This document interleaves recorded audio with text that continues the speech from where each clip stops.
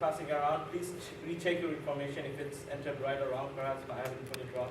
That caused all the chaos last week. Yeah, that's about it. So we're gonna move on to the main session. So now we're gonna, this year the session is all about etiquettes of Dawah. So how are you gonna present yourself to the audience when you're in the training session? So the first part will be taken care of by Wasim Ahmed. So take the stage.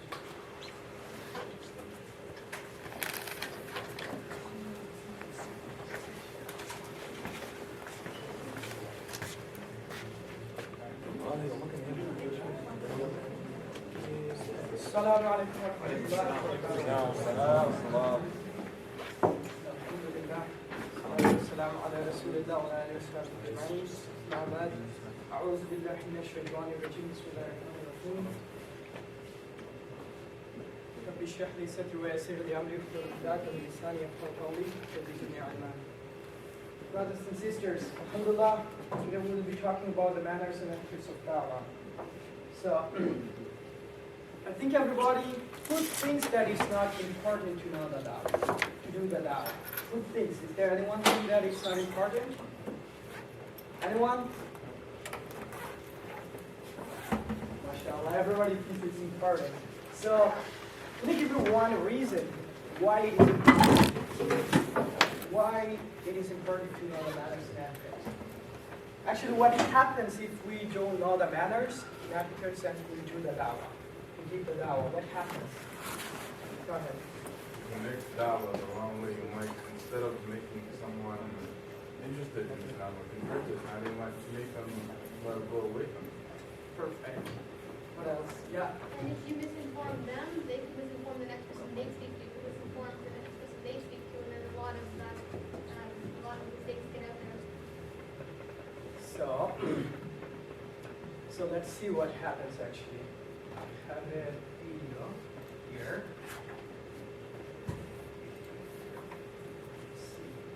By the way, it's a very long video and I'm not going to show you the whole video, just a couple points that you need to see and you can watch it your home. This brother is a reverted brother. He's a very new young guy. He reverted to Islam, and on New York Street, the Christian missionaries are distributing their pamphlets and their missionary works. They have a microphone and everything, you know. They're talking on the street and doing the Dawah. So this brother, he has very strong motivation to do Dawah, and and he thought that he was doing Dawah. He came and see what he did. I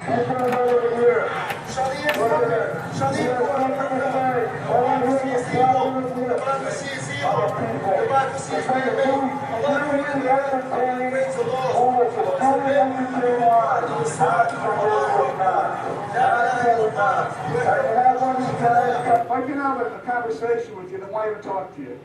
This guy, all he does is flap his lips.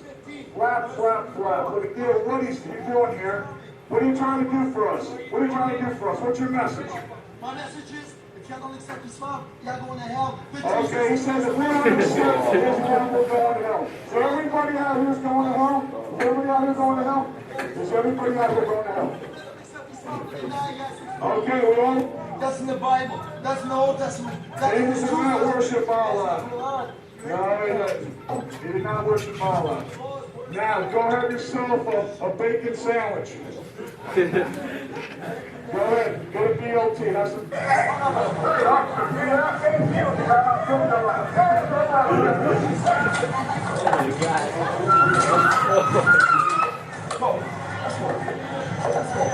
Let's go. Touch me. Touch me. Touch me. Touch me. They had our decision on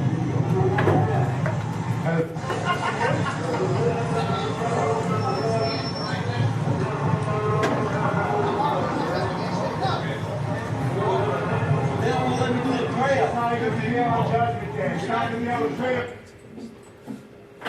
This is what actually happens if you don't know the manners, etiquettes of Dawah and start giving the Dawah. So, inshallah, I think you'll find it interesting. Right? But most of the information that I'm going to give today are kind of common sense, very general things.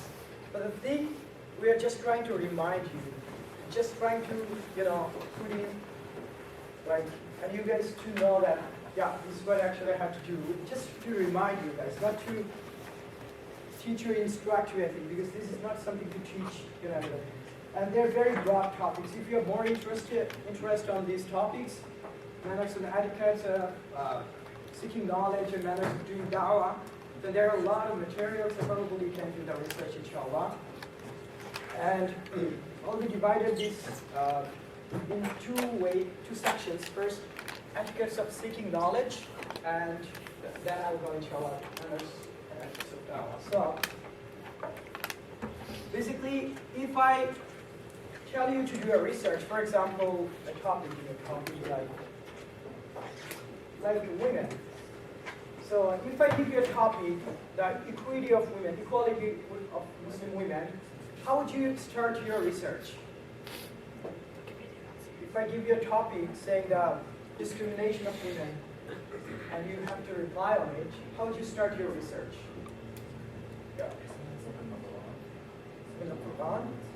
Will you be able to answer a question like that? Like why Muslim women are oppressed in Islamic family? Or why they have to wear hijab? Why they're not allowed to get 50% of the property? Would you be able to answer from the Quran? No. But basically, how would you start your research?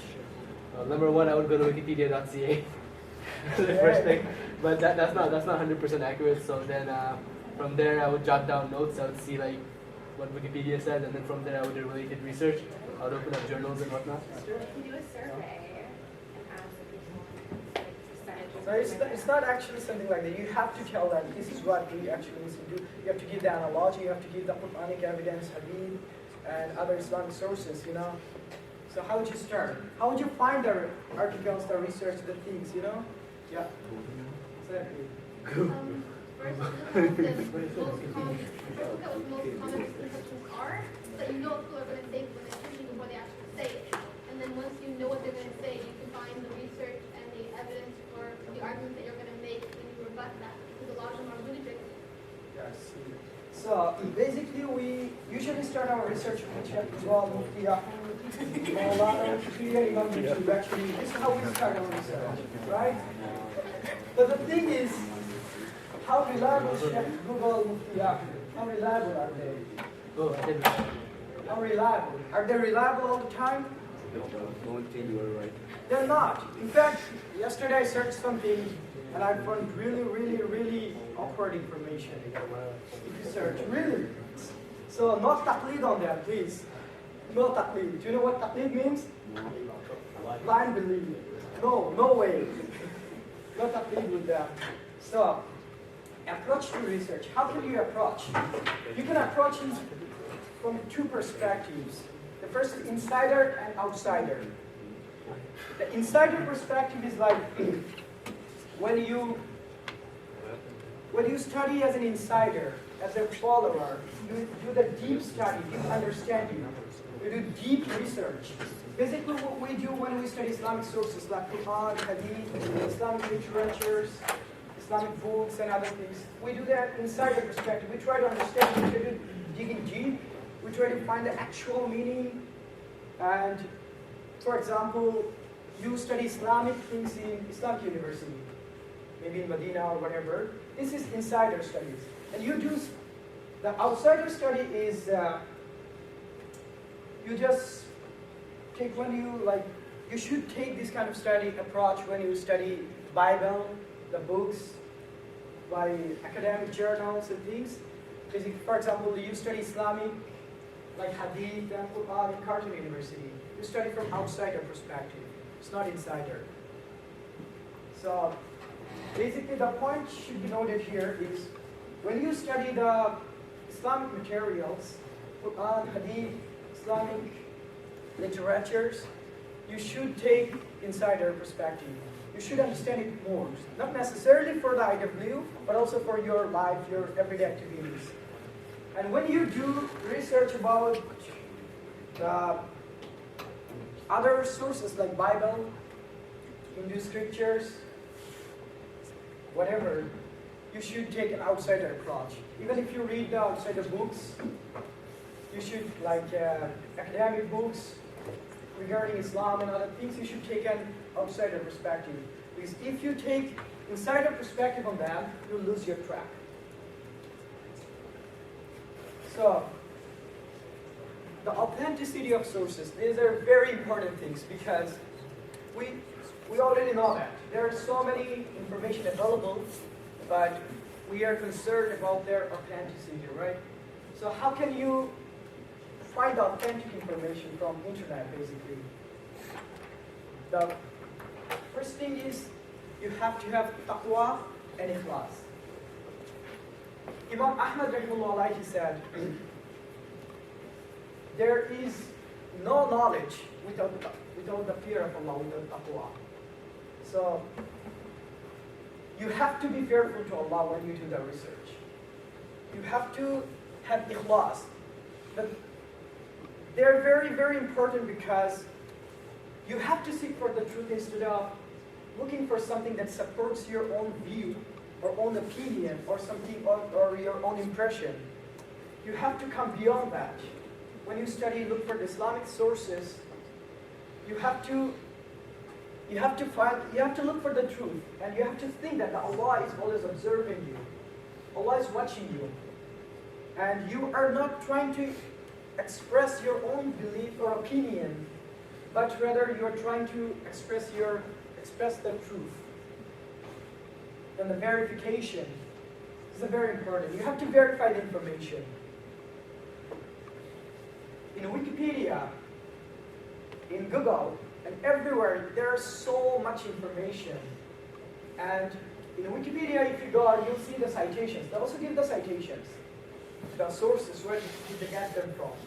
But still, they are not reliable. You have to look at the nature of the sources.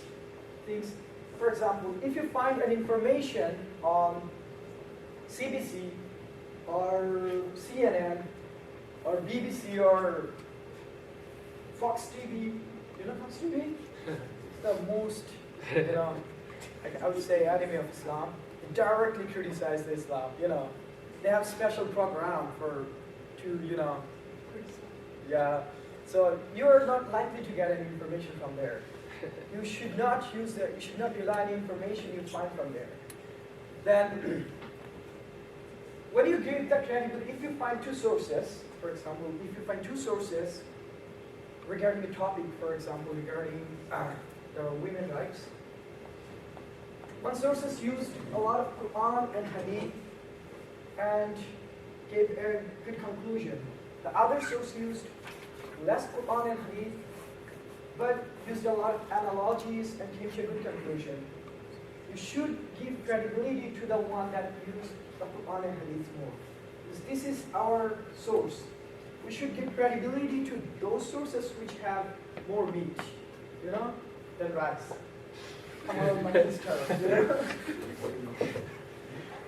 Follow the path of Sahaba and righteous generation. That means it's very important because most of the times what we do, we try to get our own interpretation, We make our own interpretation. Not at all. We have to find the interpretation of the Sahaba, of the earlier scholar. Never make your own interpretation. It actually means that if any hadith, Prophet Muhammad said, an apple, I don't know if he said, but just an example, if he's mentioned apple in any hadith, and all the Sahaba and other generations, the scholars, they understood it as a fruit apple that can be eaten, then you must understand it as a fruit apple that can be eaten. You cannot argue if it's Apple iPhone or MacBook Pro. You can't. Impossible. Follow the procedure, simple to complex. Follow the steps. Don't jump into the complex things. Start with the easier question and follow the procedure. These are common sense, and the review. You have to review the information that you get. Mostly in IW, we have to we have like the team, you know, we work in a team and we have team with book leader. Once you get any information, if you have doubt about, ask your book leader, show him and your other peers, and verify them. If you still have any doubt, show our IW president, alhamdulillah, knowledgeable Sheikh Muhammad Al-Shaibi, and there are alhamdulillah very other brothers and sisters. So verify with them. And if you still have doubt, verify with the scholar. So still do the verification. And now, actually one of your short activity, it's not an activity, but you know, we don't have access to computer to everyone, you know. But this is just as said, short activities. So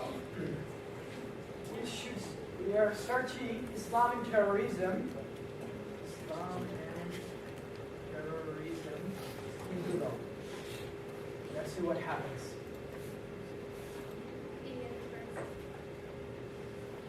So, in which source you go first?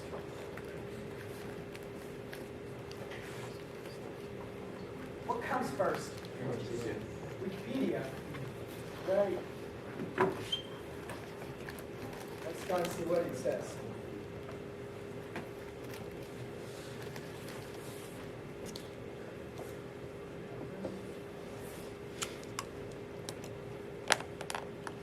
A lot of things, you know. They said Islam is against terrorism, this thing, blah blah blah, Middle Eastern. What I'm interested in,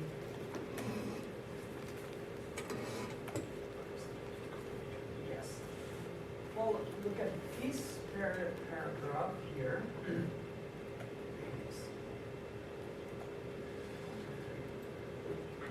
Look at this paragraph. It says, it talks about Wahhabi movement and, you know, Arabian fundamentalist movement, they founded the terrorism, these kind of things. So they give a citation. Go to the citation and see what's the sources. Citation, Dreyfus, Cooper, number 2 and 3 the citations. Now, are they acceptable? Information as a Muslim acceptable to you. Why not? Exactly, the nature of the source. You should not rely on a source that's not credible. As a Muslim, maybe it's credible academically, but as a Muslim, it's not. As I said, you should not take information from BBC, CNN, or Fox TV, right? You should be careful about it.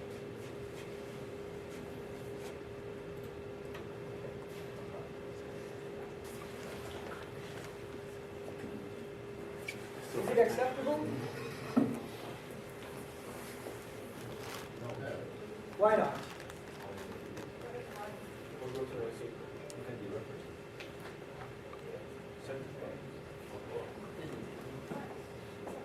It has all sources from Sahih Muslim and Bukhari, then yeah. The nature of the citations, just look it up. So, is it acceptable or not? Yeah. How many of you think that it's acceptable source? Well, depends. For example, number 9 is saying the Quran is Nirvana, and I think that's acceptable. Basically, Sahih Muslim, Sahih Al-Bukhari, Abu Dawud, Bukhari, but acceptable sources? So what's the problem? Yeah.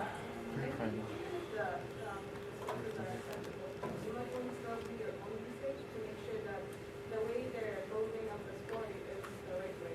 Because someone can use the verses from the Quran, but then not interpret it the right way.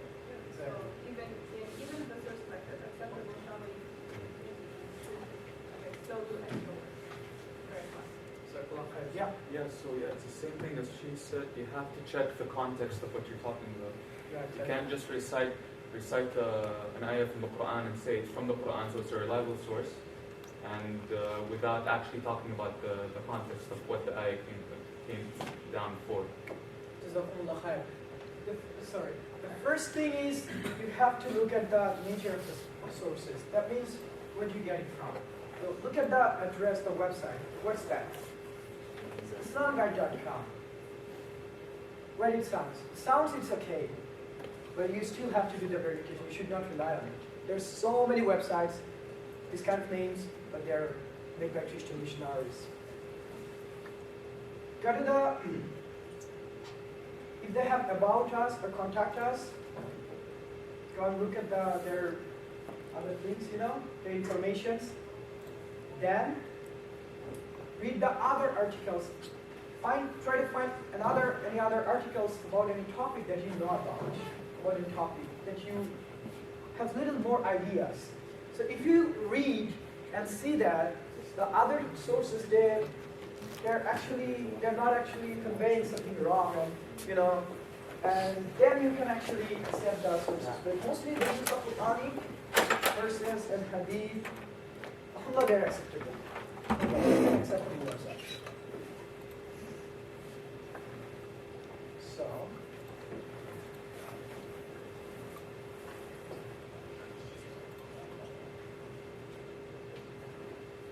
actually, I'm going to talk very little bit about Dawah because everything will be discussed in Dawah 1-1, inshallah. Just a couple of things, very important. What Dawah is not. Knowing Dawah, what Dawah is not, is more important than knowing what is Dawah. Because if you don't know that something is Dawah, and do that, there is no wrong. You're actually doing good. But if you don't know what Dawah is, and if you think that something is Dawah, but it's actually not Dawah, and you're giving that, then you're actually doing something wrong. So you should be careful about that. Right? So what Dawah is not? Dawah is not an order, but to convey. We don't actually order people. We don't actually, we just try to convey a message like a cell phone. We are just a cell phone. Allah gave the message, the Prophet Muhammad revealed it to us, and what we do is convey it. That's it. This is our job. And Dawah is not a guidance. This is very important. Why? Because most of the times, when we do Dawah, we lose our temper. I heard from many brothers and sisters that, I'm not good for Dawah because I get mad. I get mad. I can't control myself. You know why? Because we think that Dawah is guidance. We try to guide people instead of doing the Dawah. If you have the mindset that the Dawah is not a guidance, I can't guide, guidance comes from Allah subhanahu wa ta'ala, then you will never lose your control. If you think that I'm just conveying the message, and acceptance or refusal comes from Allah, then you will never lose your control. There are two types of guidance, Hidayat al-Tawfiq and Hidayat al-Irshad. Hidayat al-Tawfiq means when Allah opens someone's heart to Islam. Allah said in the Quran chapter 16 verse 116, I guess, that when Allah wants someone to enter Islam, He opens his heart. And when Allah wants someone to go astray, He constrains his heart. This is what Allah said. So, Allah is the only one who guides. Hidayat al-Tawfiq is an independent form of Dawah. Guidance. Because if someone got this guidance, if Allah opens someone's heart, no matter if he or she ever met any Muslim, seen the Quran, or get any kind of Dawah, he will be guided to Islam. How he will be guided? Allah Alam. He will be guided. But Hidayat al-Irshad, this is the guidance. This is like seeking for the truth. We have very little thing to do with this. The main purpose of Dawah is to promote, or is to motivate people to seek the guidance. And this is what Hidayat al-Irshad. You help someone to seek guidance. You are not giving the guidance, because Allah said in the Quran, many places guidance comes from Him. But Hidayat al-Irshad means helping someone to get the guidance. You are motivating people to get the guidance. So you are not actually guiding, but you are motivating him to seek the guidance. And Allah says, Allah does not change any nation's situation, state, unless they make an effort to change it, So manners. Basically, these are very common sense. The three factors of Dawah. The first is trust in Allah. Allah said in the Quran, chapter 16, verses 161, that if Allah helps you, who is there to misguide you? And if Allah misguides you, who is there to help you? Let believer put their belief on Allah, their trust on Allah. The first thing you have to have for dawah, trust.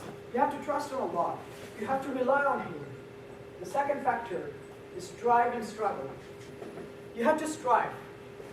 Allah said, indeed, the next verse, Allah said, indeed, Allah guides those who strive in His cause.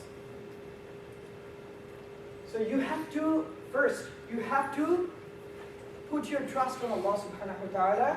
Second, you have to strive, work hard. You have to make an effort. Thirdly, you have to use the techniques. Allah said, use the techniques, wisdom. And what's wisdom?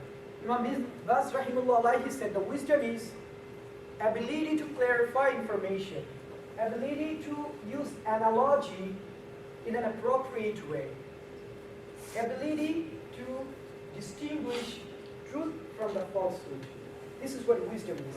But you know, the most important thing that the techniques that we actually, the example we can find is the hadith of Imam Hassan and Hussein. Do you know the hadith? I think pretty much everybody know. You guys know? The hadith is like when Imam Hassan and Hussein saw that one Sahaba was making wudu and he was making mistakes. What did he do? They said and asked like, uncle, can you please like see who of us are doing wudu appropriately? Then they started making wudu, both of their brothers. And the Sahaba said, they're not making a mistake, they're doing it appropriately. And the Sahaba saw that and he said, you guys are right. I was doing it wrong. So this is the hikmah. He knows, they actually considered the circumstance. First, he's an older, he's a Sahaba, and a lot of things they're not able to, he's more knowledgeable than them. With the lead, they use the hikmah, wisdom. The two conditions to get your effort accepted: pure intention and proper motivation. Pure intention, every single time in Amazon we do that. We rectify our intention. But at the same time, one thing that is also important is proper motivation. Many of the times we have pure intention, we want to work for the sake of Allah, but still we have something like, we are motivated by something else. It happens, Shaitan comes to us and gives other motivation. You know, say, okay, you can put something on your resume, your extracurricular activities, right? You're doing, isn't the motivation, you know. That's why you have to proper motivation. Proper motivation is something that proper pure intention is, we are working for the sake of Allah, and proper motivation, our motivation is Jannah. These are the two things. Our motivation is the high position on the Jannah. They're not similar, they sound similar, but they're not identical. And the akhlaq with Allah. You can't have good akhlaq with Allah, akhlaq with people, manners, and attitudes without having good akhlaq with Allah. Having closer relationship with Allah through following His commandments, worshipping more, and making more du'as and istighfar. And putting trust on Him, as we said. You have to follow the commandments, you have to worship more, you have to make more dua and istighfar. This is how you get close to Allah subhanahu wa ta'ala. Akhlaq with people. You have to understand that you are discussing or you are giving the da'wah just for the sake of Allah. So everything, conduct has to be governed by the laws of Allah. You should not do anything that's outside of the Islamic law. For example, you should not, it's an awkward example, but you should not drink, you should not go to a bar, and drink something, and give a da'wah. You should not, these kind of things. Everything has to be governed by the law of Allah. And giving status and respect that they have, and don't discriminate or ignore. It's very important. True story from last year. I work in People of the Book group. Many of you guys are here, so I think it's not going to be a riba. So the thing is, I realized we were about to put the verse of Surah Al-Baqarah 182, I guess, 182 or 121 verse, I guess, that talks about the status of Jewish people. That Allah has chosen that before. We wanted to put that verse on our tripod.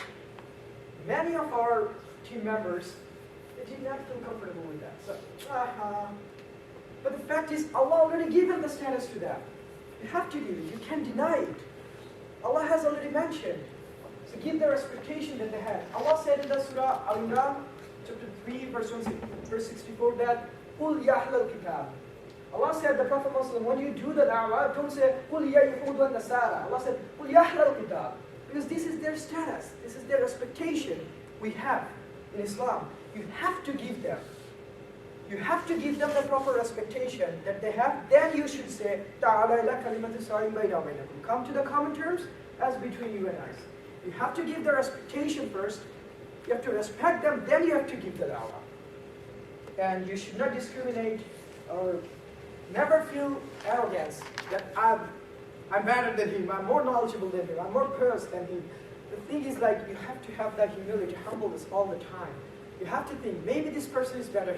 Maybe he's going to be much better Muslim than me in the future. Who knows? Characteristics of the da'i. These are very common sense. I'm not going to go over them, but just one couple things. Knowledge. That's very important. We have a misconception that in order to do da'wah, we have to be a scholar. It's not the case, though. Knowledge is something that you... The first thing, the condition of doing da'wah is that you gotta know what are you talking about. You have to know what are you trying to convey. First condition. Second, whatever are you trying to convey has to be pure. It has to be authentic. The knowledge you have, you don't have to be a scholar. For example, you are talking about the Tawheed. You have to know who Allah is and the La ilaha illallah, the things, whatever you know, has to be pure. If you, anytime you doubt about anything, please don't say that. And the most knowledgeable is the person who knows when to say, I don't know. The most knowledgeable is the person, the most smartest person is the person who knows when to say, I don't know. Imam Malik rahimahullah, it's a big, long story, but I'm just saying he was the biggest example of saying, I don't know. And he was the biggest scholar on his time. So please do that and be patient, use wisdom, morality. I'm just going to talk about this. You have to have some kind of morality. You gotta, whatever you are saying, you have to be the person who practices it. You have to be follower of Allah and His Messenger. Whatever you are saying, try your best to follow. Obviously, we cannot follow everything we say, but try your best to follow whatever you say. And these are the things: the politeness, humbleness, gentleness, supportive. Be supportive with them, and using appropriate words and pronouns. I'm just going to talk about this in 1 minute, and inshallah we're done. That last year, what happened? I'm giving you an example. Pronoun, using the pronoun I, you, we, very important. Why? Last year, one atheist sister came to one of our booths, and one of our volunteers talking with her, he was saying, during the conversation, at some point he was saying, in order to understand the nature of God, you have to be rational, you have to be analogical, you have to open your mind, you have to come out from your framework, you have to be open to experience, you have to be changeable, flexible, you have to be rational, smart. Then what she said, do you think that the people who come here and we're atheists, they're rational, they're not logical, they don't believe in anything? She got mad. She got mad, wallahi. She got mad. And alhamdulillah, we tried to, deal with them, and alhamdulillah, end of the day, when she left, she was okay. But the thing, just think about that. If we use the word, instead of, you have to be rational, instead of if we use, we have to be rational, we have to be logical, we have to be smart, how it sounds. Is there any ways to, argue? It's a very important thing. So please never use you. Never try to use you during your conversation in I agree. Always try to put we. It's the key word, the magic word. Jazakumullah khair. Alhamdulillah done. وآخر دعوانا الحمد لله رب العالمين. السلام عليكم ورحمة الله وبركاته. That's good. Figure out. See, one,